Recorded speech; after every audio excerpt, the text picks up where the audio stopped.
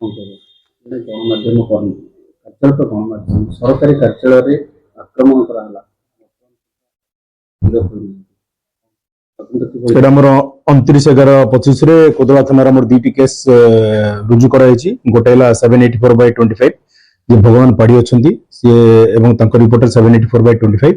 ଆଉ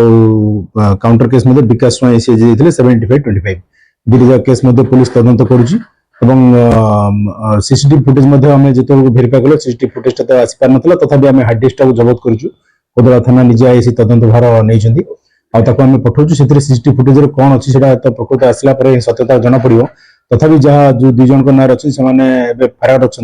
आम special team formation कराई एसपी साहब निर्देश क्रमे प्रकृत सत्यासत्य आसला सागे सागे स्पेशल टीम द्वारा गिरफ्त कर पुलिस प्रॉम्प्टली एक्शन नौ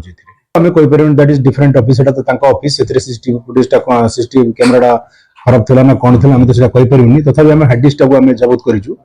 आम फॉरेंसिक पठेले से क्लियर कट जना पड़ कौन सत्यता अच्छी से बाकी पुलिस तार निजर जो आईन अनुसार जमी कार्यानुष्ठान कथा नौ सर्टली गिरफ्त हे भगवान पाढ़ी जहाँ नहीं 3-4 जन ना इन्वेस्टिगेशन जना पड़ा जहाँ जहाँ ना